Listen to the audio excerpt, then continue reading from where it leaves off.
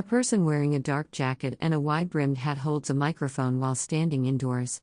Text overlays reference U.S. Army, Department of Energy, and Corps of Engineers.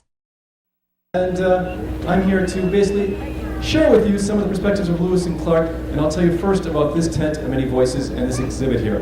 This is a wonderful traveling exhibit. It's been on the road since 2003, and we started out in the home of Thomas Jefferson, which is in, that's right, Wisconsin. No, it's in Monticello, and that is where we started in 2003. We've been on the road ever since, and we finally have reached the ocean, and for some of the people in the Corps, it's quite exciting because they've never seen the ocean. And we tell us. A person wearing a white wide-brimmed hat and dark jacket holds a microphone while standing at what appears to be an indoor event space.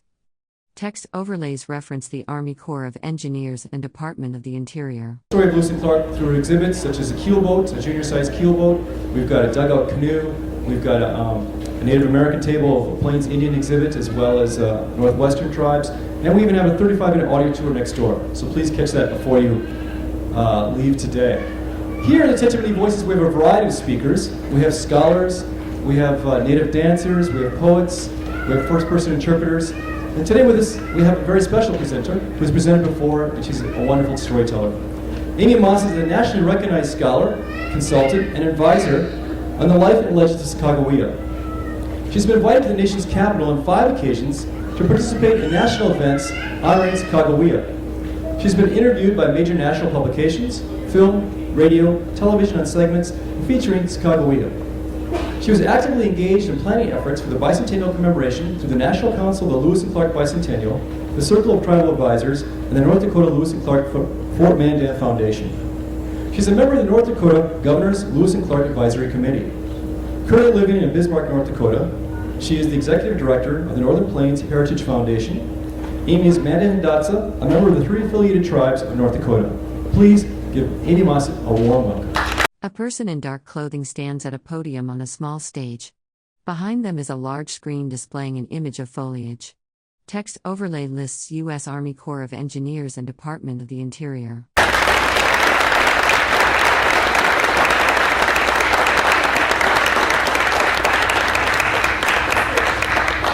Thank you. It's so good to be out here, way out towards the ocean, the great waters, the end of the Lewis and Clark Trail. I've come a great distance to be here, and I appreciate all of you being here. And I come from the Northern Plains. I come from a village called Awadika.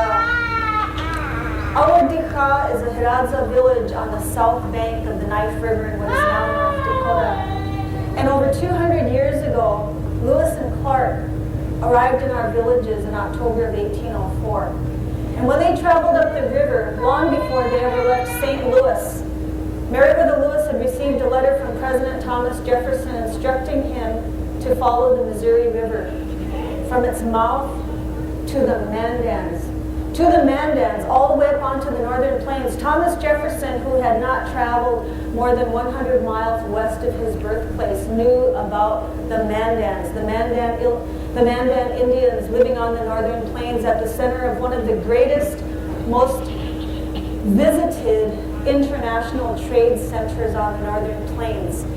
Lewis and Clark did not know a whole lot about the Hidatsa Indians, but the Hidatsa Indians were more powerful than the Mandans at the time. The Mandan people, our people, were actually in a state of decline by the time Meriwether Lewis and William Clark arrived in our villages. But in the Hidatsa villages, we numbered about 3,000 people. And with the Mandan population 7 miles down the river in those 2 Earth Lodge villages, the entire population of that trade center, that agricultural community, numbered over 4,000, probably closer to 5,000 people. It wasn't from the Mandans that Sacagawea joined the Lewis and Clark expedition. It was from a Hidatsa village called Awadika.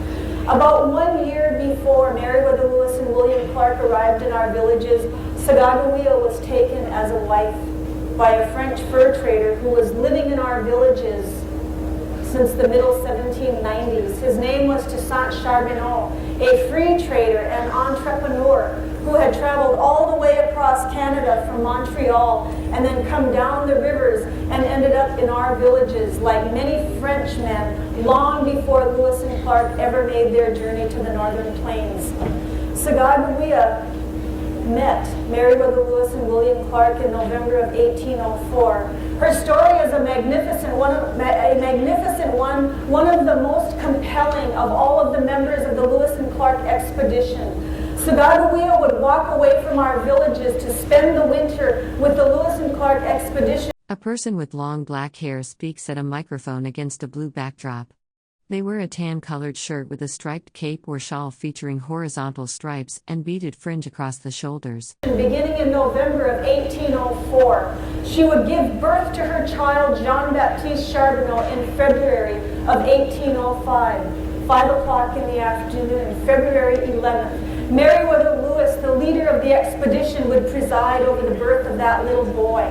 And when this little boy was 55 days old, he would leave what was then Fort Mandan with his mother, Sacagawea, a young woman in her late teens. He would leave there with his father, a French-Canadian fur trader in his late 30s. Neither Sacagawea nor Toussaint Charbonneau, her husband, spoke English, but their key role in this expedition was to serve as interpreters through long chains of communication from the captains of the expedition. Toussaint Charbonneau and Sacagawea would serve as intermediaries, as ambassadors, as the critical links in communication to many of the tribes that they would encounter as they traveled to the west.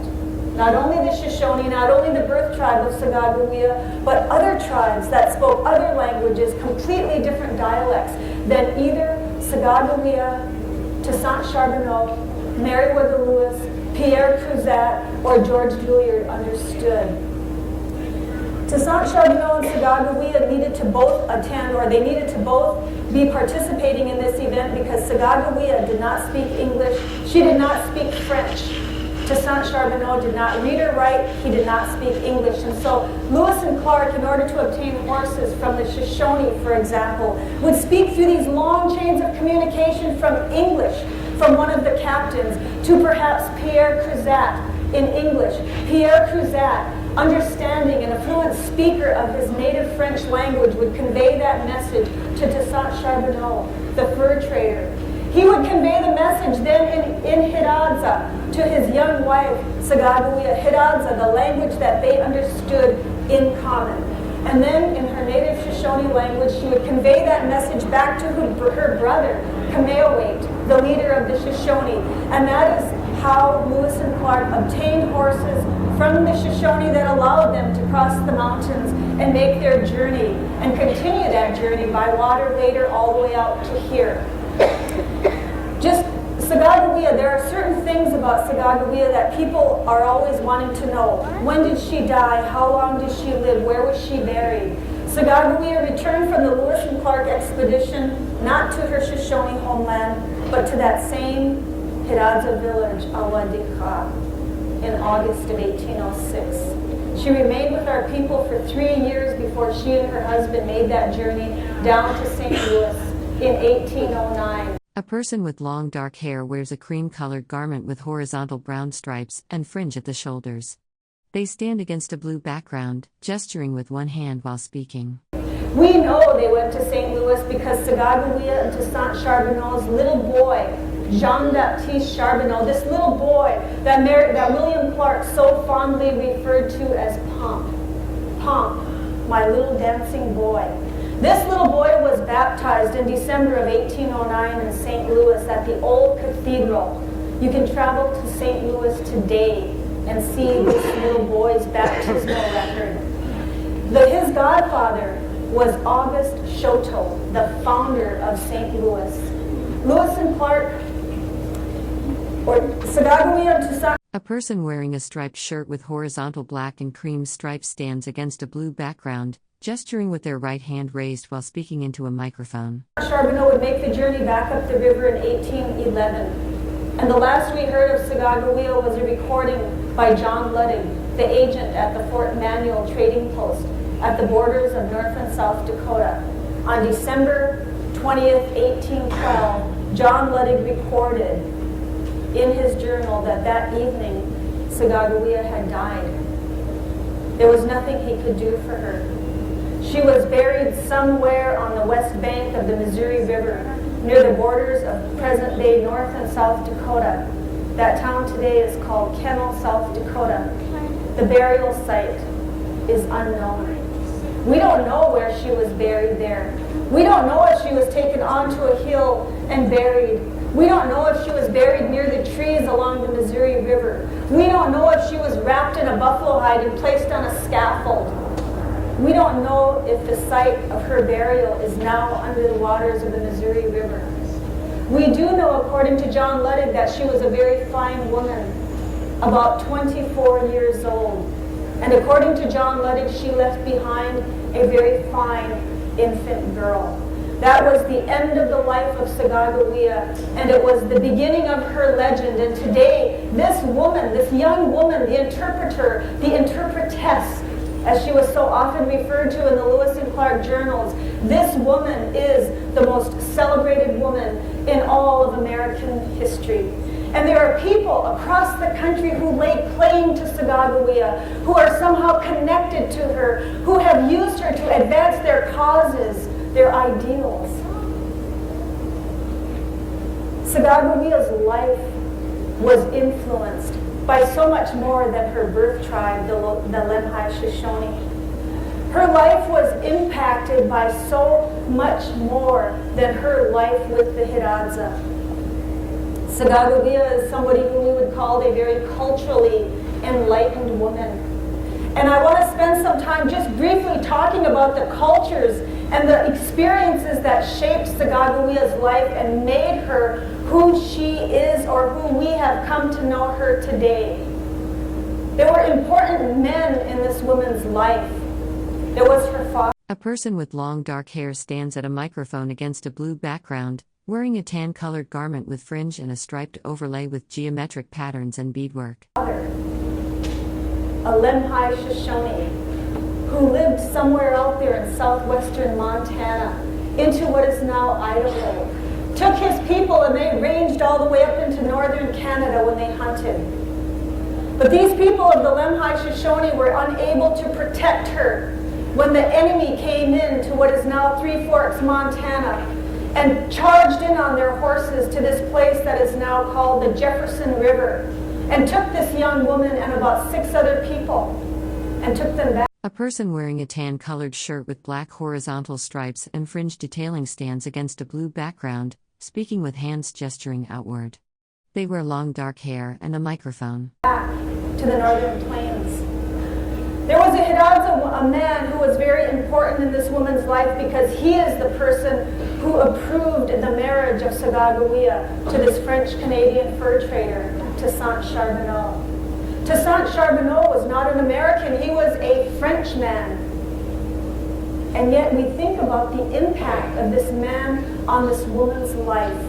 We know that when Sacagawea lived with the Hidatsa, she learned the way of the people there, learned the ways of the women in that tribe, and we know that the Lemhi Shoshone, the Hidatsa of North Dakota, are matrilineal, meaning that when you grow up in these tribes, and if Sacagawea had remained with either of those tribes, she would have been married either to a Shoshone man. She was actually betrothed to a Shoshone man who was still there when they returned to Shoshone country. But Sacagawea left the Shoshone culture, she left the Hidatsa culture, she married a Frenchman. And so did she lose the same kinds of rights that all the women in those tribes embraced? The right to own property, the right to decide what or how you raise and educate your child, the clan of your child, the very name of your child is from your mother's clan. The way you live is by your mother's clan. Sacagawea had children. Her children did not grow up in Lemhi Shoshone culture. Her children did not grow up in Hidatsa culture. Their father was a Frenchman, and his A person stands at a microphone wearing a tan and brown striped woven cape with fringe and beadwork, along with a beaded necklace.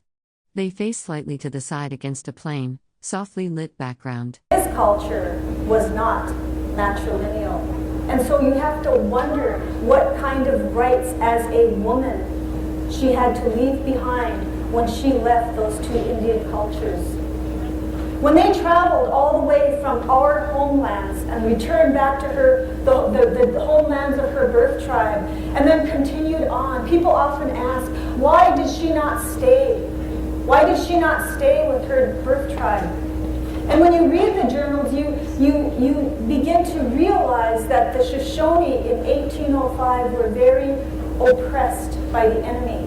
This was a war society. All tribes were still warring with each other before Lewis and Clark arrived. During the time the expedition wintered with us, long after the expedition, there was still warring going out there between the tribes. The Shoshone were very much oppressed by the enemy tribes that surrounded them. So oppressed, in fact, that if you read the journals in August of 1805, you realize that these people were nearly starving. They were not able to go out and hunt. Did Sacagawea realize that her people were suffering? I think she did. But when we think about Toussaint Charbonneau, there is an entry in the journal in August of 1805 where her husband, Toussaint Charbonneau, was severely reprimanded because he struck his wife. And William Clark protected her, and he made certain that that did not ever happen again. Sacagawea didn't remain with her people. She continued on. Was it because she was moving away from her culture now? Because her husband was not of her birth tribe. Her husband was not of her adopted tribe. Her husband was from a completely different culture. And we often wonder, could she have stayed? Could she have stayed with the Shoshone if she really wanted to? When Meriwether Lewis and William Clark sat down in that council with the Limhi Shoshone leaders, they needed her to communicate. And when Sacagawea was sitting there and she looked across and she saw this young man, the leader of the Shoshone, and you could see this flicker of recognition. And they both rose at the same time and they walked toward each other, speaking in the language of their birth tribe, the Shoshone language. Lewis and Clark did not know what Sacagawea and this young man were saying to each other. This young man was her brother. Lewis and Clark very much needed this young man's horses.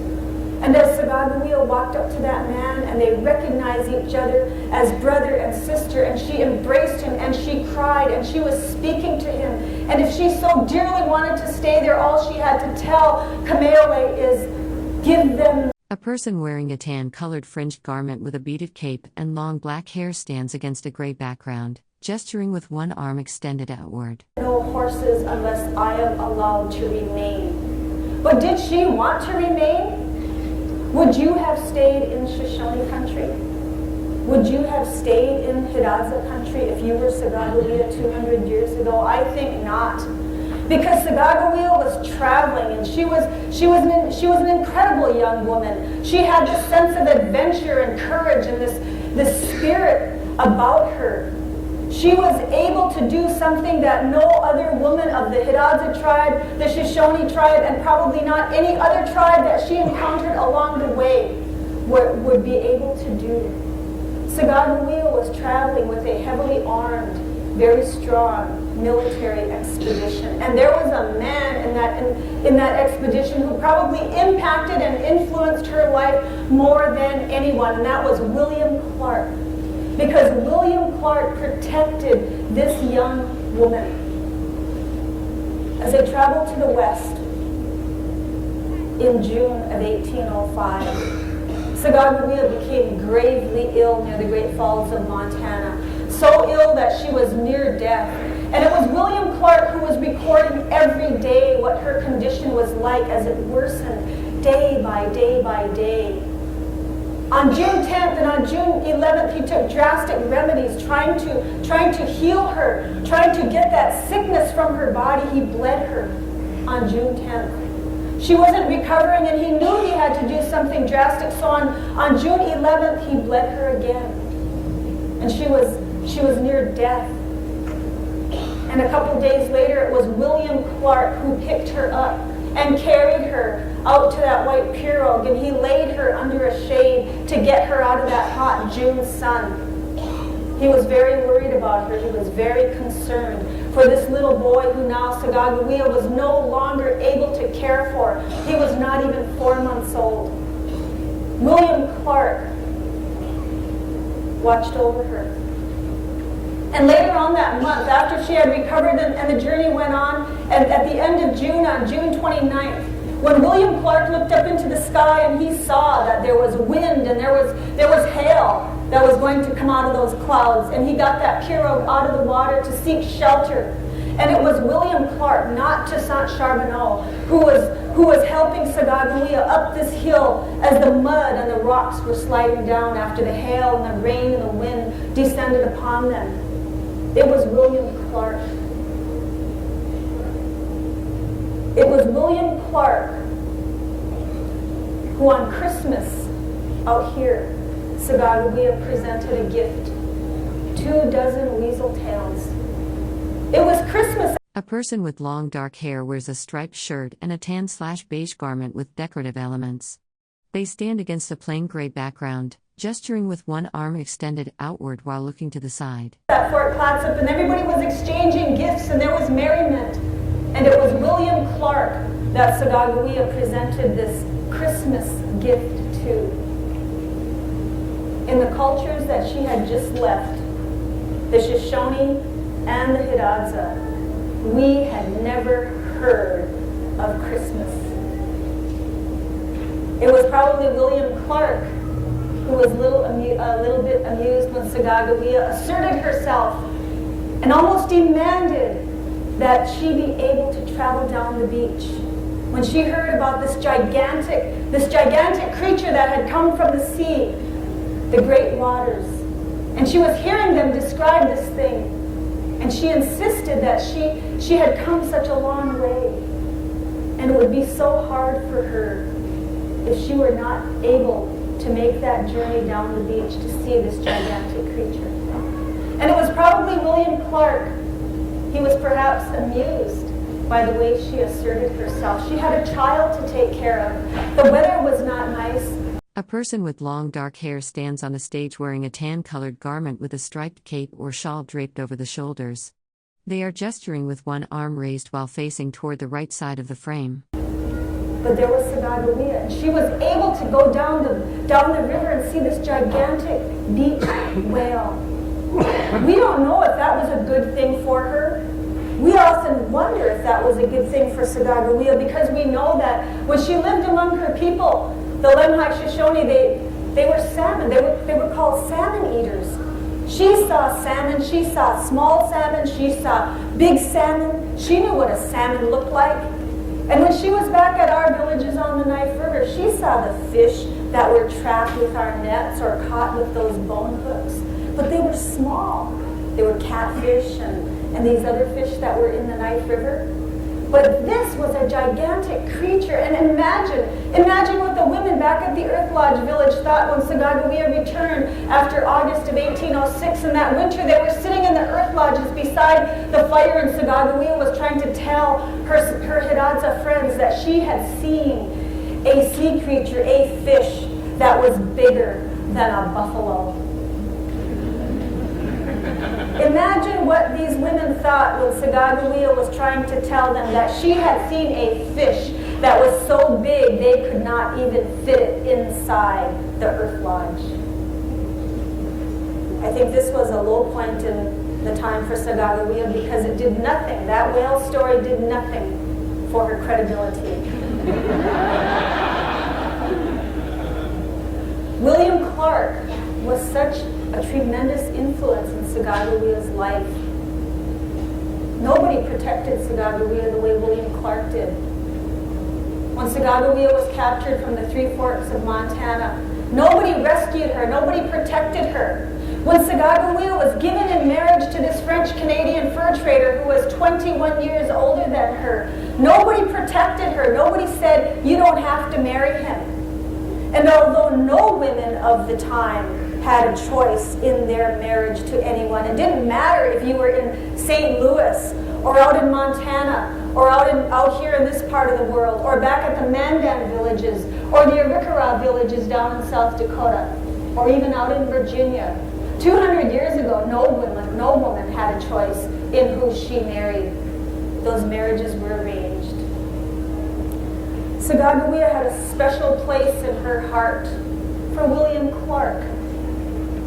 Do you know how we are when we meet somebody who's very powerful, and you know that that person has great influence, and when that person protects your child, and when that person gives of himself and they give your child opportunity and a life that you know you could never. A person wearing a tan/cream colored fringed shirt with a striped shawl stands at a microphone against a plain gray background, gesturing with their right hand while speaking.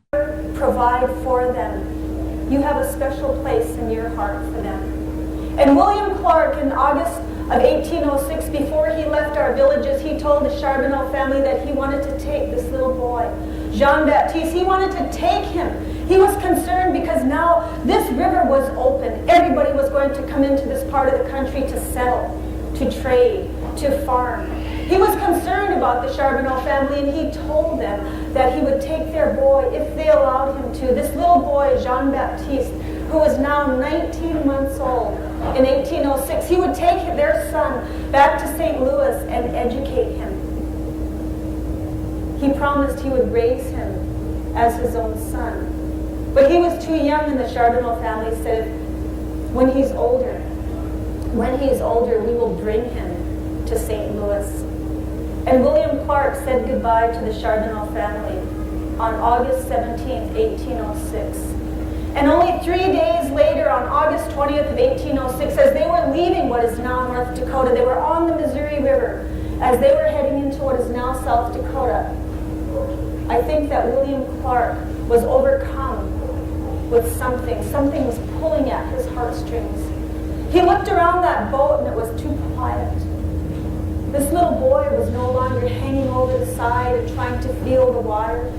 This little boy was not looking around for that big black dog, probably his playmate during this expedition. This little boy was not in the boat. Jean-Baptiste Charbonneau.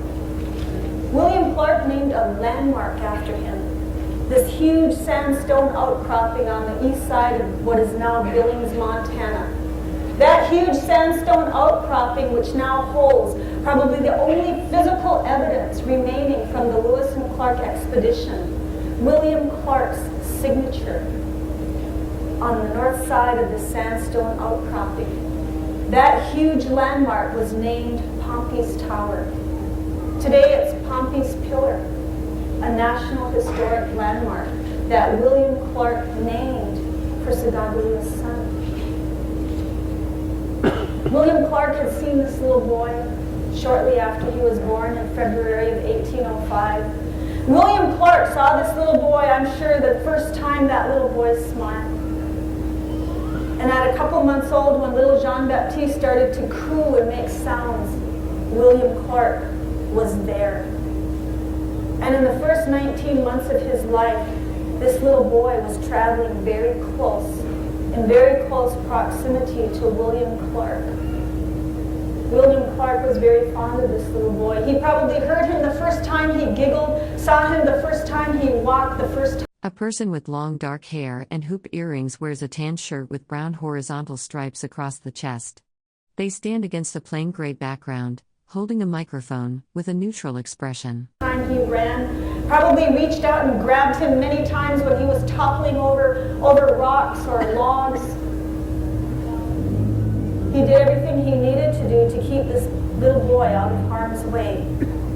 And I think because of all of that, Sacagawea had this tremendous respect and admiration and perhaps love for William Clark. And William Clark did keep his promise, and he did educate this little boy in St. Louis, Missouri. And by the time Jean-Baptiste, another very important young man in Sacagawea's life, her son, by the time he was a young man, he was speaking 6 or 7 different languages, referred very often by William Clark as an interpreter and a scout up and down the Missouri River. Sacagawea is the most celebrated woman in all of American history. She represents so many things for so many people, and I think when we think about the legacy of Sacagawea, I think that she represents something that's very, very important. I mentioned earlier Sacagawea was probably the most culturally enlightened woman of her time.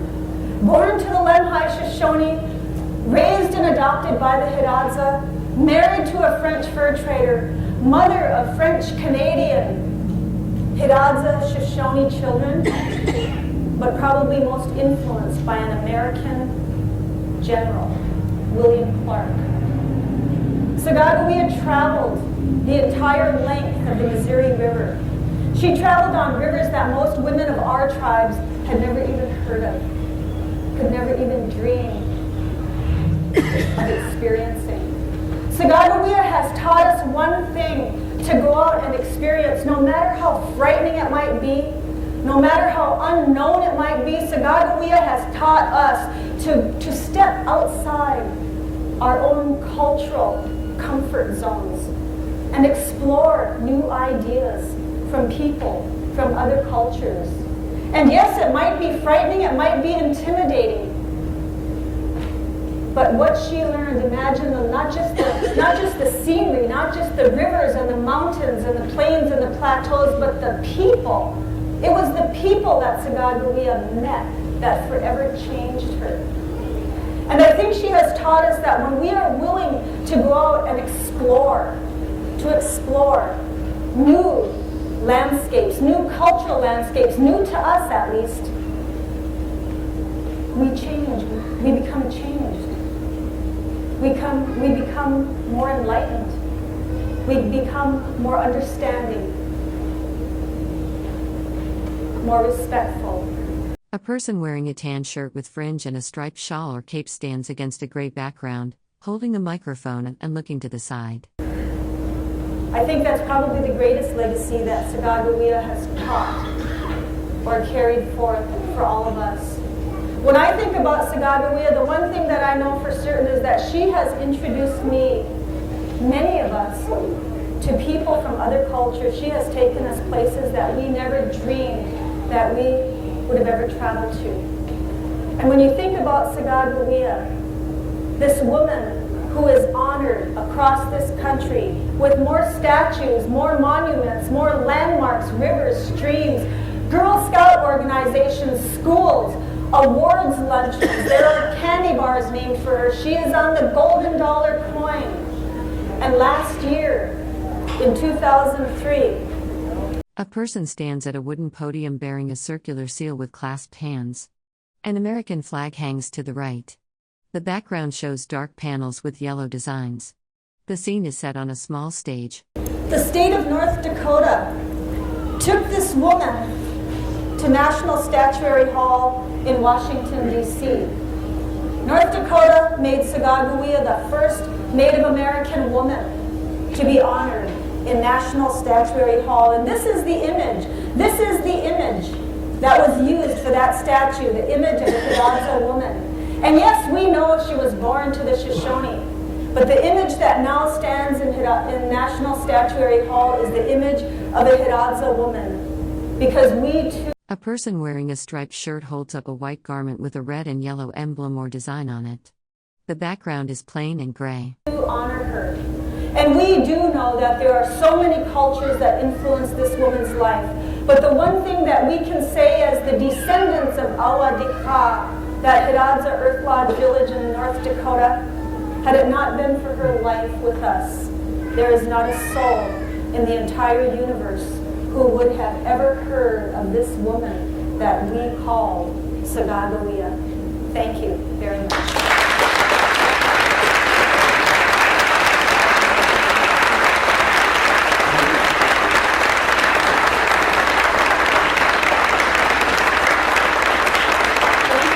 A person wearing a striped shawl stands on a small stage beside a wooden podium with a white cloth draped over it. An American flag hangs in the background. The setting appears to be indoors. We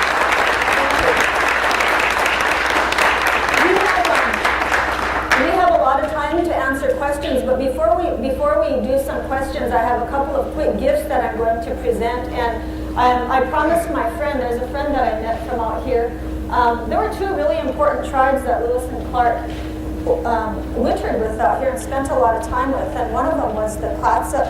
Nehalem, of course, Fort Clatsop was named for the Clatsop. And I've met so many people. I've been involved in the Lewis and Clark planning since about 1996, actually, and at the national level of planning since 1999. And when we came out here, we met a couple of people very early on. And you know, we have been together. We have been together at every Lewis and Clark event, from Monticello to St. Louis, all the way out here. And bringing tribes into the Lewis and Clark Bicentennial was challenging. When I talk about exploring new cultural landscapes, I'm talking about myself too. Because traveling to Osage country and Otoe and Missouri and Kickapoo country in Kansas was real difficult, because these are people that were removed from their homelands by William Clark. And so to go back and to tell these people that you really need to get involved in the bicentennial was a challenge. And after some of those meetings, you know, you ended up going home back to, not even home, back to the hotel feeling really beat up and just really heartbroken. But there was so much of a reward to this, because we met so many people, and all of those tribes they all are involved in the bicentennial commemoration, presenting their perspectives on Lewis and Clark and about themselves, which is so important, because when you hear tribes speak, they need to speak about themselves. They need to do that. But there's one guy who traveled the trail so many times with me, and he representing the National Park Service, and the National... A person wearing a tan dress with beaded details and a striped shawl stands on a stage against a gray background, speaking while gesturing with their hand. Council of the Lewis and Clark Bicentennial, and I've been promising him a t-shirt for a long time. And Dick Bash, you need to come in here.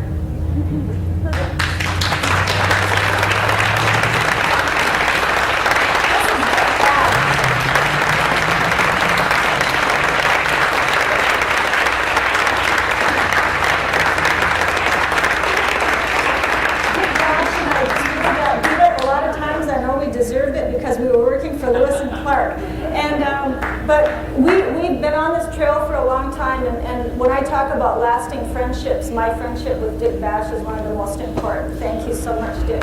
A person in a white shirt and sunglasses sits in the audience facing the stage, where another person stands near a podium with an American flag. A large projected screen displays text listing various federal departments and agencies.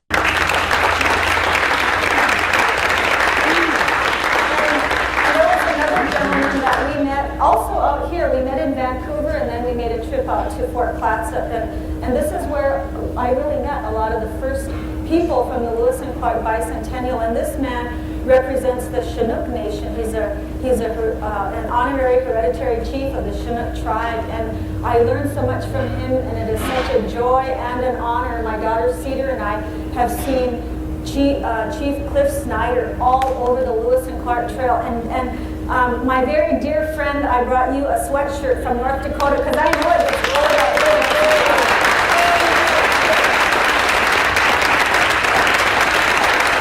A person in a striped shirt and light-colored pants stands on a stage with a gray backdrop. They wear braided hair and a beaded necklace. Text listing government departments and agencies appears at the bottom of the frame.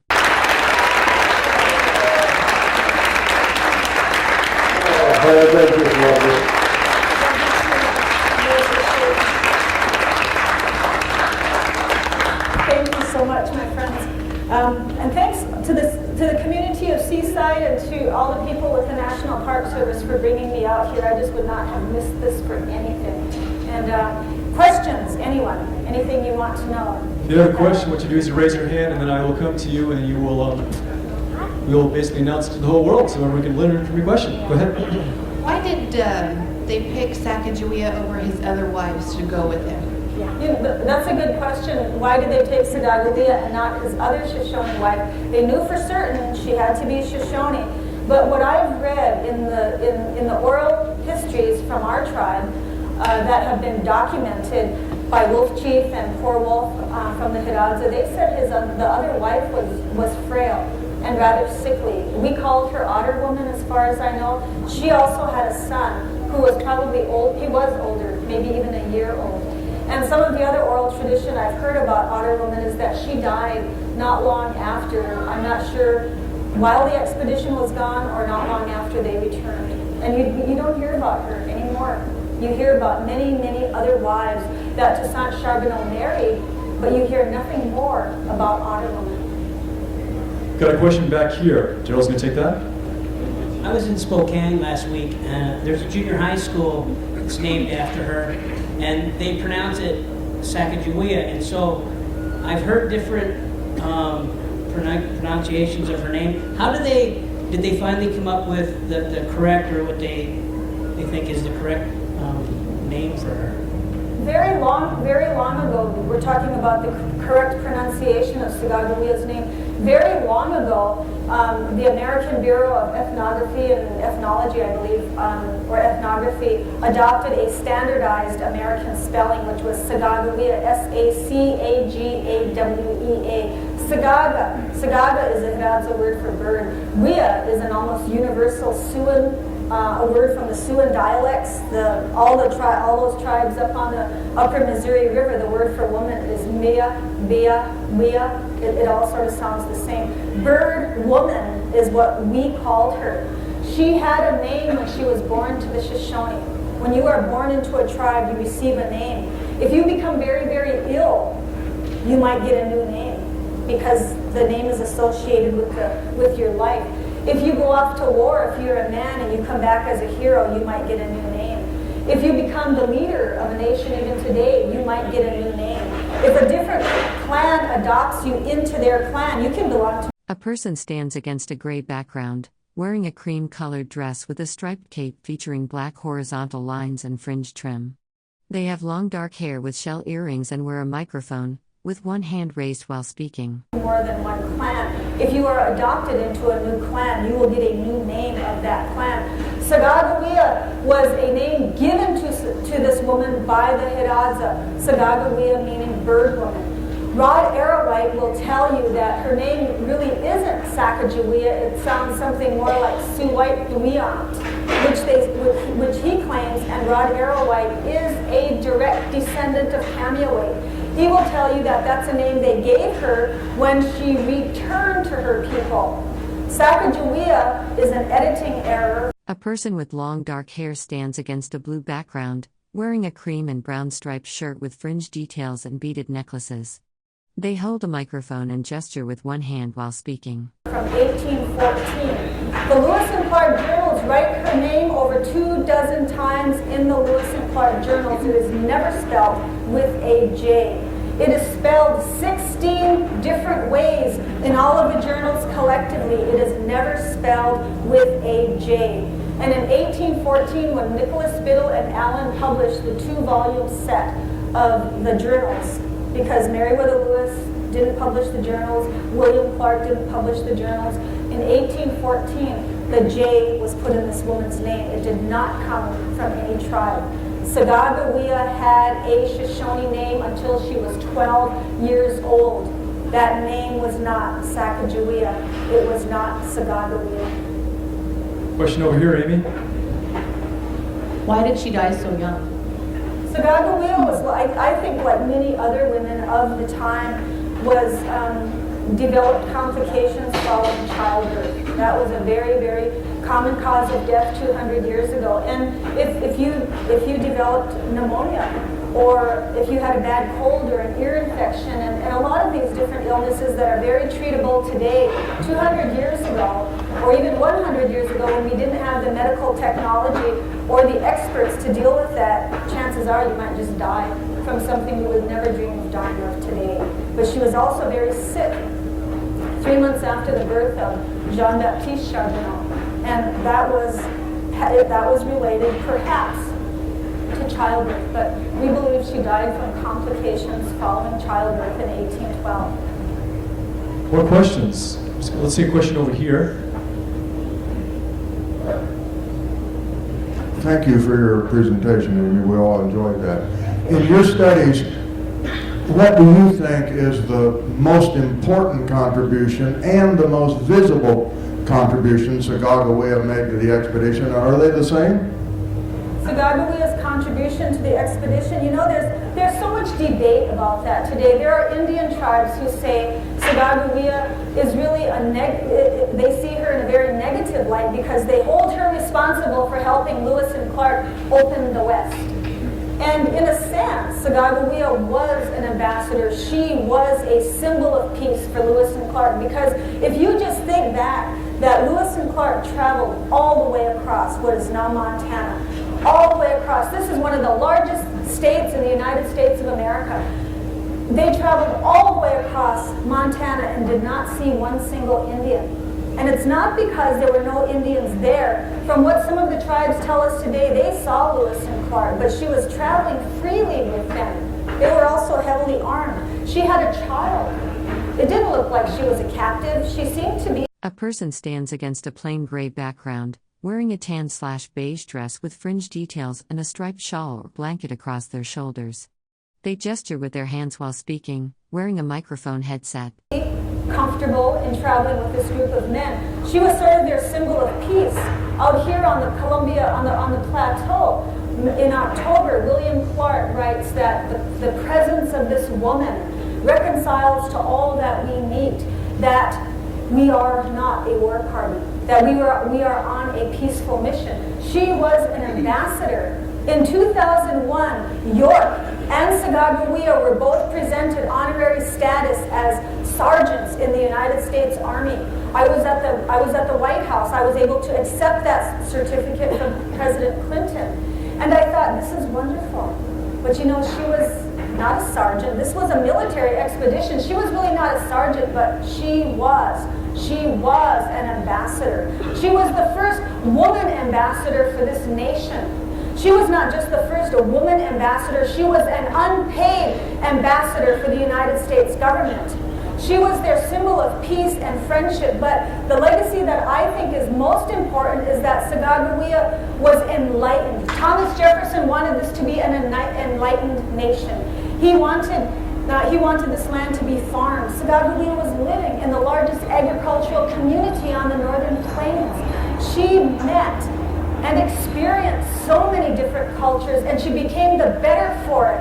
And I think because of that, if you allow yourself to travel into places that are not so comfortable and perhaps a little dangerous and a little intimidating, you never know what your reward will end up being. But even today, when I look at it and see all the people that I've met from so many different places and so many different cultures, I feel like you're carried off. You're on a journey yourself. You're on a journey to discover yourself and all that you can be. And I hope that that's the one thing that Sacagawea teaches all of us, is to be brave, to be honest, to be humble, to be generous, and to give freely, because she had no idea what her reward would be. And Sacagawea was not paid. She did not receive a land grant. She did not receive double pay after the expedition was over. But today she is the most rewarded of that whole expedition, in that we all know this woman. We all know what she did. That was her reward. And this in itself, for our young people, is a tremendous argument against instant gratification, isn't it?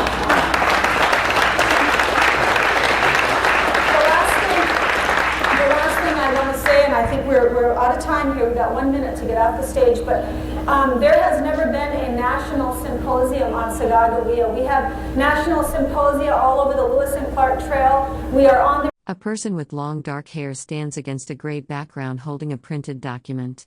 They wear a tan garment with horizontal brown stripes and fringe detailing, along with a beaded necklace. Return journey all the way back across the country. In North Dakota, we have another signatory event next summer, the final signatory event in September back in St. Louis. But next spring, Memorial Day weekend, for those of you who want to travel to the homelands of Sacagawea, North Dakota is hosting the first national symposium on Sacagawea.